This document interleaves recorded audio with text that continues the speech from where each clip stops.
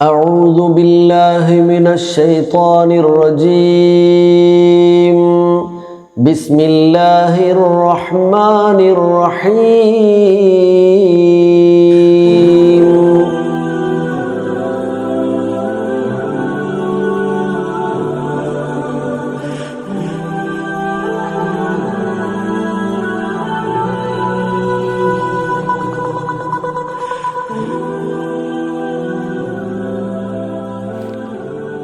ബിസ്മില്ലാഹിർ റഹ്മാനിർ റഹീം.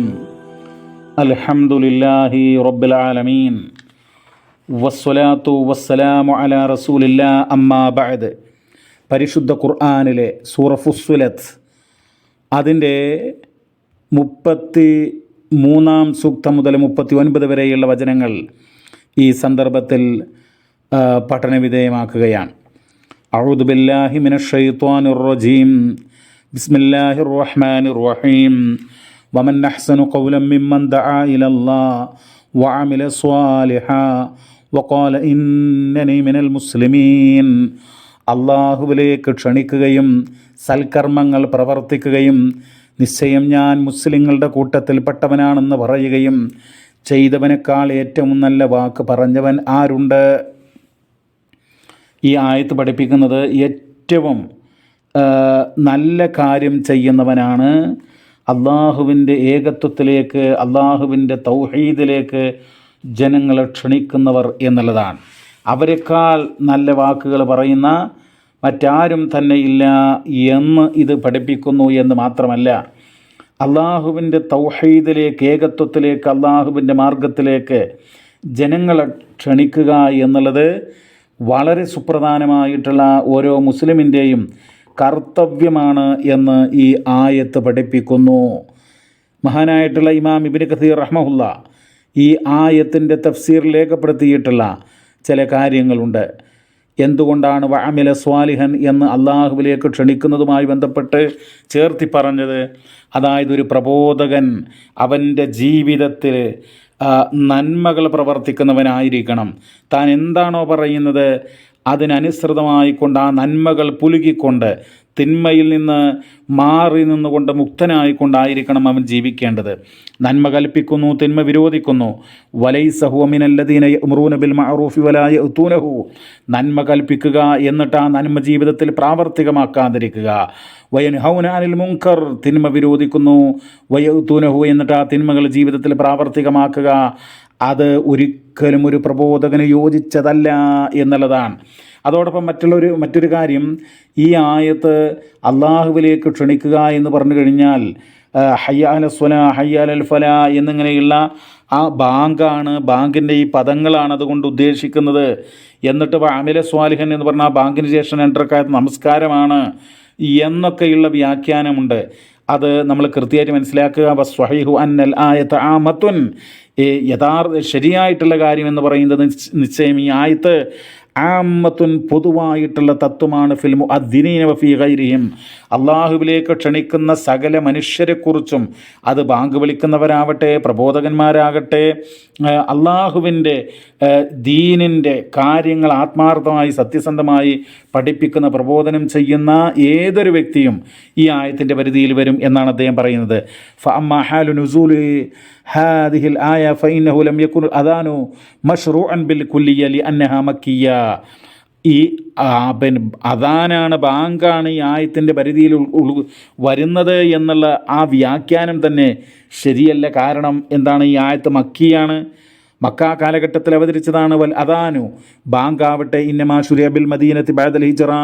അത് ഹിജ്റയ്ക്ക് ശേഷം മദീനയിലാണ് നിയമമാക്കപ്പെട്ട് ശരീഅത്തിൻ്റെ ഭാഗമാക്കപ്പെട്ടത് എന്ന് ഇമാം ഇബ്നു കസീർ റഹ്മത്തുള്ളാഹി രേഖപ്പെടുത്തുകയാണ്. അടുത്ത വചനം, വലാ തസ്തവിൽ ഹസനതു വല സയ്യിഅ ഇദ്ഫഅ ബില്ലതി ഹിയ അഹ്സൻ ഫഇദല്ലദീ ബൈനക വബൈനഹു അദാവ കഅന്നഹു വലിയ്യുൻ ഹമീം.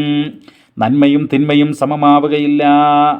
തിന്മയെ ഏറ്റവും നല്ലതുകൊണ്ട് നീ പ്രതിരോധിക്കുക. അപ്പോൾ നിൻ്റെയും ഏതൊരുവിൻ്റെയും ഇടയിൽ ശത്രുതയുണ്ടോ അവൻ ഉറ്റ ബന്ധുവിനെ പോലെ ആയിത്തീരും. ഈ ആയത്ത് പഠിപ്പിക്കുന്ന കാര്യം എന്ന് പറയുന്നത് വിട്ടുവീഴ്ച എന്നുള്ളത് വളരെ പ്രധാനപ്പെട്ട കാര്യമാണ്. നന്മയും തിന്മയും സമമാവുകയില്ല എന്ന് വെറുതെ പറയുകയല്ല. നന്മയുടെ വിപരീതമാണ് തിന്മ എന്ന് കൃത്യമായി മനസ്സിലാക്കുക. ഐ ഫർഖുൻ അളീമുൻ ബൈന ഹാദിഹി വഹാദിഹി, നന്മയുടെയും തിന്മയുടെയും ഇടയിൽ വമ്പിച്ച വ്യത്യാസമുണ്ട് എന്നുള്ളതാണ്. അത് കൃത്യമായിട്ട് നമ്മൾ മനസ്സിലാക്കുക. എന്നിട്ട് പറയുകയാണ് തിന്മ ആരെങ്കിലും ചെയ്താൽ നന്മ കൊണ്ട് നേരിടുക എന്നുള്ളതാണ്. ഈ ആയത്തിൻ്റെ വ്യാഖ്യാനത്തിൽ മഹാനായിട്ടുള്ള ഇമാം ഇബ്നു അബ്ബാസ് റളിയല്ലാഹു അൻഹു പറഞ്ഞു, അമറല്ലാഹുൽ മുഅ്മിനീന ബിസ്സബ്രി ഇൻദൽ ഗളബ്, അള്ളാഹു തആല സത്യവിശ്വാസികളോട് അവർക്ക് കോപമുണ്ടാകുമ്പോൾ ക്ഷമ പാലിക്കാൻ ഈ ആയത്തിലൂടെ കൽപ്പിക്കുന്നു. വൽ ഹൽമി ഇൻദൽ ജഹൽ, അജ്ഞതയുടെ സമയത്ത് വിവേകപൂർവ്വം നിലകൊള്ളുവാൻ ഇത് ഈ ആയത്ത് മുഖേന കൽപ്പിക്കുന്നു. അജ്ഞത ഒഴിവാക്കി വിവേകങ്ങൾ സ്വായത്തമാക്കാൻ അവൻ തയ്യാറാകണം. വൽ അഫ്വി ഇൻദൽ ഇസാ, മോശമായി വല്ലവരും പെരുമാറുമ്പോൾ വിട്ടുവീഴ്ചയോടുകൂടെ മാപ്പ് നൽകിക്കൊണ്ട് നിലകൊള്ളാൻ ഈ ആയത്ത് പഠിപ്പിക്കുന്നു. ഫൈദാ ഫഅലു ദാലിക അസമഹുമുല്ലാഹ് മിനശ് ശൈത്വാൻ, അങ്ങനെ പ്രവർത്തിച്ചാൽ അല്ലാഹു തആല പിശാചിൽ നിന്ന് അവനൊരു രക്ഷയുണ്ടാകും എന്നുള്ളതാണ്. അതാണ് ഈ ആയത്ത് പഠിപ്പിക്കുന്നത് എന്നുള്ള. അപ്പോൾ വലാ തസ്തവിൽ ഹസനത്തു വല സയ്യാ, തിന്മയും നന്മയും അത് തുല്യമാവുകയില്ല. വിട്ടുവീഴ്ച ചെയ്യണം എന്ന് പറഞ്ഞല്ലോ. ആ വിട്ടുവീഴ്ച ചെയ്യുക എന്നുള്ളതാണ് ഏറ്റവും പ്രാധാന്യമുള്ളത്. പക്ഷേ ചില ആളുകൾ, ചില സമൂഹങ്ങൾ എത്ര വിട്ടുവീഴ്ച ചെയ്താലും ശരിയാവാത്ത നിരന്തരമായ പ്രവണത കാണിക്കുമ്പോൾ അവരെ തിന്മയെ തിന്മ കൊണ്ട് നേരിടാൻ ഇസ്ലാം ചില ഘട്ടങ്ങളിൽ അനുവാദം നൽകിയിട്ടുണ്ട് എന്ന് ഇസ്ലാമിക ചരിത്രത്തിൽ നിന്നും ഖുർആനിൽ നിന്നൊക്കെ നമുക്ക് മനസ്സിലാക്കാനായിട്ട് കഴിയും. പക്ഷേ സാധാരണഗതിയിൽ നമ്മൾ ഏറ്റവും പ്രാധാന്യം നൽകേണ്ടത് വിട്ടുവീഴ്ച ചെയ്യുവാനും എല്ലാവരോടും നല്ല രൂപത്തിൽ പെരുമാറുവാനും വേണ്ടിയാണ്.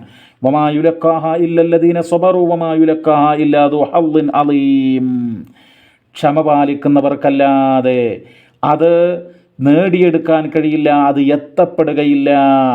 വമാ യുലക്കാഹ, അത് എത്തപ്പെടുകയില്ല ഇല്ലാ ദു ഹള്ളിൻ അളീം, വമ്പിച്ച ഭാഗ്യമുള്ളവനല്ലാതെ എന്നാണ്. അപ്പോൾ നല്ല ഭാഗ്യം, നല്ല ഈ ക്ഷമ പാലിക്കാനുള്ള ആ ഒരു മാനസികമായിട്ടുള്ള ഈമാനികമായിട്ടുള്ള കരുത്തുണ്ടാകുക എന്നുള്ളത് അത് വളരെ പ്രാധാന്യമർഹിക്കുന്നു എന്നുള്ളതാണ്.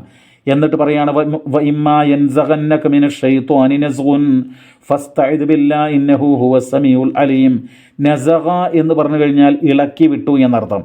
അപ്പോൾ വഇമ്മാ യൻസഗന്നക മിനശ് ശൈത്വാൻ, ഒന്നുകിൽ നിനക്ക് ഈ പിശാചിൽ നിന്നുള്ള ഒരു ഇളക്കിവിടൽ, നസ്ഗുൻ എന്ന് പറഞ്ഞാൽ വല്ല ഇളക്കിവിടലും അങ്ങനെ ഉണ്ടായിക്കഴിഞ്ഞാൽ ഫസ്തഇദ് ബില്ലാഹി, നീ എന്ത് ചെയ്യണം? അള്ളാഹുവിനോട് രക്ഷ തേടണം. ഇന്നഹു ഹുവസ് സമീഉൽ അലീം, അള്ളാഹു എല്ലാം കേൾക്കുന്നവനും അറിയുന്നവനുമാകുന്നു. പരിശുദ്ധ ഖുർആൻ പഠിപ്പിക്കുന്ന വളരെ പ്രധാനപ്പെട്ടൊരു കാര്യം, പിശാച് നിരന്തരമായിട്ട് നമുക്ക് തിന്മയിലേക്ക് പോകാൻ വേണ്ടി പ്രേരണ നൽകും. അതാണ് പിശാചിന് കഴിയുക. പിശാച് ശരീരത്തിൽ കയറി ഉപദ്രവം ഉണ്ടാക്കുകയോ അസുഖമുണ്ടാക്കുകയോ അതൊന്നും പിശാചിന് കഴിയില്ല.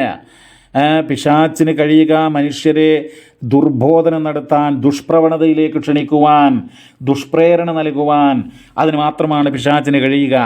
അപ്പോൾ അങ്ങനെ വല്ല തോന്നലും നമ്മുടെ മനസ്സിൽ ഉണ്ടായിക്കഴിഞ്ഞാൽ ഉടനെ അള്ളാഹുവിൽ രക്ഷ തേടണം. സൂറത്തുൽ അറാഫ് 199, 200 വചനങ്ങളിൽ പറയുകയാണ്, ഖുദിൽ അഫ്വ വഅ്മുർ ബിൽ മഅറൂഫ് വഅ്മുർ ബിൽ ഉർഫി വഅരിദ് അനിൽ ജാഹിലീൻ. നീ മാപ്പ് നൽകുക, നന്മ കൽപ്പിക്കുക, അതുപോലെ വിജ്ഞാനമില്ലാത്ത അജ്ഞരായിട്ടുള്ള ആളുകളിൽ നിന്ന് പിന്തിരിയുക. വഇമ്മാ യൻസഗന്നക മിനശ് ശൈത്വാനി നസ്ഉൻ, ഇനി പിശാച് വല്ല ദുഷ്പ്രേരണയും ഇളക്കിവിട്ടാൽ അള്ളാഹുവിനോട് ഫസ്തഇദ് ബില്ലാഹ്, അള്ളാഹുവിനോട് നീ രക്ഷ തേടുക, അഭയം തേടുക. ഇന്നഹു സമീഉൻ അലീം, അവൻ എല്ലാം കേൾക്കുന്നവനും അറിയുന്നവനുമാകുന്നു.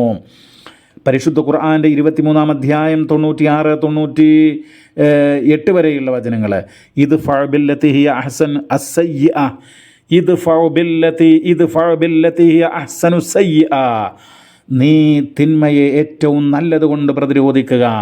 നഹ്നു അഅലമു ബിമാ യസിഫൂൻ, അവർ പറഞ്ഞുകൊണ്ടിരിക്കുന്നതിനെ സംബന്ധിച്ച്, അവർ വിശേഷണം നൽകിക്കൊണ്ടിരിക്കുന്നതിനെ സംബന്ധിച്ച് നാം ഏറ്റവും നന്നായി അറിയുന്നവനാകുന്നു. വഖുർ റബ്ബി അഊദു ബിക മിൻ ഹമസാതി ഷയാത്തീൻ, പറയുക പ്രവാചകരെ, എൻ്റെ നാഥാ, പിശാചുക്കളുടെ ദുർബോധനങ്ങളിൽ നിന്ന് ഞാനിതാ നിന്നോട് രക്ഷ തേടുന്നു. വഅഊദു ബിക റബ്ബി അൻ യഹ്ളുറൂൻ, എൻ്റെ നാഥാ, അവർ എൻ്റെ അടുക്കൽ ഒരുമിച്ച് കൂടുന്ന അല്ലെങ്കിൽ സന്നിഹിതരാകുന്നതിൽ നിന്നും ഞാൻ നിന്നോട് രക്ഷ തേടുന്നു. ഈ വചനങ്ങൾ വളരെയധികം ശ്രദ്ധേയമായിട്ടുള്ള കാര്യമാണ്. അപ്പോൾ പിശാച്ചിൻ്റെ ദുർബോധനം ഉണ്ടാകും. വിട്ടുവീഴ്ച ചെയ്യുമ്പോഴേ, എന്തിനാണ് വിട്ടുവീഴ്ച ചെയ്യുന്നത്? നിന്നെ അടിച്ചവന് അവന് വിട്ടുവീഴ്ച ചെയ്യേ, നിന്നോട് ദ്രോഹം ചെയ്തവന് വിട്ടുവീഴ്ച ചെയ്യേ എന്നിങ്ങനെ പിശാച്ച് ചോദിക്കും. ഇത്ര ദുർബലനാണോ നീ, ഒന്നിനും കൊള്ളാത്തവനാണോ നീ എന്നിങ്ങനെയുള്ള ദുഷ്പ്രേരണ പിശാച്ചിൽ നിന്നുണ്ടാകും. അത് മനുഷ്യ പിശാച്ചിൽ നിന്നുണ്ടാകും. മനുഷ്യരായിട്ടുള്ള കുറേ വൃത്തികെട്ട ആളുകൾ, അവരെ നിരന്തരം നമ്മളെ ശത്രുതയുണ്ടാക്കാൻ, ഭാര്യയുടെയും ഭർത്താവിൻ്റെയും ഇടയിൽ, ജ്യേഷ്ഠൻ്റെയും അനുജൻ്റെയും ഇടയിൽ, കുടുംബാംഗങ്ങൾക്കിടയിൽ പ്രശ്നങ്ങൾ രൂക്ഷമാക്കാൻ വേണ്ടി പരിശ്രമിക്കും എന്നുള്ളതാണ്. വമിൻ ആയാതിഹിൽ ലൈലു വന്നഹാർ വശംസു വൽ ഖമറു ലാ തസ്ജുദൂ ലിശംസി വലാ ലിൽ ഖമർ വസ്ജുദൂ ലില്ലാഹി അല്ലദീ ഖലഖഹുന്ന ഇൻ കുൻതും ഇയ്യാഹു തഅബുദൂൻ. അവൻ്റെ ദൃഷ്ടാന്തങ്ങളിൽപ്പെട്ടതാണ് രാത്രിയും പകലും, സൂര്യനും ചന്ദ്രനും. അതുകൊണ്ട് സൂര്യന് നീ സുജൂദ് സാഷ്ടാംഗം നമിക്കരുത്, ചന്ദ്രനും നീ സാഷ്ടാംഗം നമിക്കരുത്. നീ സാഷ്ടാംഗം നമിക്കേണ്ടത് അള്ളാഹുവിനാണ്. അവയെല്ലാം സൃഷ്ടിച്ചവനായിട്ടുള്ളവൻ, നിങ്ങൾ അവനെ ആരാധിക്കുന്നുവെങ്കിൽ. അപ്പോൾ ഈ ആയത്തിൽ പഠിപ്പിക്കുന്നത് തൗഹീദിൻ്റെ മഹത്വമാണ്. സൂര്യനെയും ചന്ദ്രനെയും ഒക്കെ ആരാധിച്ചിരുന്ന ജനവിഭാഗങ്ങൾ, അവരോട് പറയുകയാണ്, അവ കേവലം സൃഷ്ടികളാണ്, അവ ദൈവങ്ങളല്ല, ആരാധ്യന്മാരല്ല. അവയെ സൃഷ്ടിച്ച ആ അള്ളാഹുവിന് നിങ്ങൾ സുജൂദ് ചെയ്യുക, അവനോട് പ്രാർത്ഥിക്കുക, അവൻ ഇബാദത്ത് ചെയ്യുക എന്നുള്ളതാണ് തൗഹീദിൻ്റെ കൃത്യമായിട്ടുള്ള ആ ഒരു മഹത്വം ഈ ആയത്ത് പഠിപ്പിക്കുന്നു. ഷിർക്കിൻ്റെ അപകടം ഈ ആയത്ത് ബോധ്യപ്പെടുത്തുന്നു എന്ന് മാത്രമല്ല, ഈ ആയത്ത് ഓതിക്കഴിയുമ്പോൾ സുജൂദ് ചെയ്യണം. അതിന് തിലാവത്തിൻ്റെ സുജൂദ് എന്ന് പറയും. ഹാമീം സജദ എന്ന് പേര് വരാനുള്ള ഒരു കാര്യം കൂടെ അതാണ് എന്നാണ് പറയപ്പെടുന്നത്. ഫഇനിസ്തക്ബറു ഫല്ലദീന ഇൻദ റബ്ബിക യുസബ്ബിഹൂന ലഹു ബില്ലൈലി വന്നഹാരി വഹും ലാ യസ്അമൂൻ. അവർ അഹങ്കരിച്ചാൽ നിൻ്റെ റബ്ബിൻ്റെ അടുക്കലുള്ളവർ അഥവാ മലക്കുകൾ, അവർ രാവും പകലും അള്ളാഹുവിന് തസ്ബീഹ് ചെയ്യുന്നു, സ്തോത്ര കീർത്തനം നടത്തിക്കൊണ്ടിരിക്കുന്നു. വഹും ലാ യസ്അമൂൻ, അവർ ക്ഷീണിക്കുകയില്ല. വമിൻ ആയാതിഹി അന്നക തറൽ അർള ഖാശിഅതൻ ഫൈദാ അൻസൽനാ അലൈഹൽ മാഅ ഇഹ്തസ്സത് വറബത് ഇന്നല്ലദീ അഹ്യാഹാ ലമുഹ്യിൽ മൗതാ ഇന്നഹു അലാ കുല്ലി ഷൈഇൻ ഖദീർ. അവൻ്റെ ദൃഷ്ടാന്തങ്ങളിൽ പെട്ടത് തന്നെയാണ് ഭൂമിയെ അടങ്ങിയതായി നീ കാണുന്നതും. എന്നിട്ട് അതിൽ നാം വെള്ളം ഇറക്കിയാൽ അത് ഇളകുകയും ചീർക്കുകയും ചെയ്യുന്നു. അതിന് ജീവസ് നൽകുന്നവൻ നിശ്ചയമായും മരണപ്പെട്ടവരെ ജീവിപ്പിക്കുന്നവൻ തന്നെയാകുന്നു. അവൻ എല്ലാ കാര്യത്തിനും കഴിവുള്ളവൻ തന്നെ. അപ്പോൾ ആയത്ത് നമ്പർ 38 പറയുന്ന ഒരു കാര്യം നമ്മൾ ശ്രദ്ധിക്കേണ്ടത്, ഈ മനുഷ്യരെല്ലാം അള്ളാഹുവിനെ ആരാധിക്കുന്നതിൽ അഹങ്കരിക്കുകയാണെങ്കിൽ, അള്ളാഹുവിനെ ആരാധിക്കുന്ന മറ്റൊരു സൃഷ്ടിജാലങ്ങളുണ്ട്, അതാണ് മലക്കുകൾ. അവർ രാവും പകലും അള്ളാഹുവിന് തസ്ബീഹുകൾ ചെയ്യുന്നു, അവർ സ്തോത്രകീർത്തനങ്ങൾ അർപ്പിക്കുന്നു. അതുപോലെ തന്നെ ഇവിടെ മലക്കുകൾക്ക് പുറമെ ഒട്ടനവധി ജീവജാലങ്ങളുണ്ട്, അചേതന വസ്തുക്കൾ പോലും അള്ളാഹുവിന് ആരാധനകൾ നിർവഹിച്ചു കൊണ്ടിരിക്കുന്നു. ഇനിയോ അള്ളാഹുവിൻ്റെ ദൃഷ്ടാന്തങ്ങളിൽപ്പെട്ടതാണ് ഭൂമിയെ നീ വരണ്ടതായി കാണുന്നത്. ഖാശിഅതൻ എന്നാണ്, അടങ്ങിയതായിട്ട് വരണ്ടതായിട്ട് കാണുന്നു. അങ്ങനെ വെള്ളം ഇറക്കുന്നു, അങ്ങനെ അതിൽ നിന്ന് സസ്യങ്ങൾ മുളപ്പിക്കുന്നു. അങ്ങനെ അതുപോലെ മരണപ്പെട്ടു പോയ മനുഷ്യരെ അല്ലാഹു തആല ജീവിപ്പിക്കും. വിചാരണയുണ്ടാകും. വിചാരണയ്ക്ക് ശേഷം നന്മയാണെങ്കിൽ സ്വർഗം, തിന്മയാണെങ്കിൽ നരകം. അത് സത്യമാണ്, യാഥാർത്ഥ്യമാണ്. അല്ലാഹു അവിടെ വിജയിക്കുവാൻ നാം ഏവരെയും അനുഗ്രഹിക്കുമാറാവട്ടെ.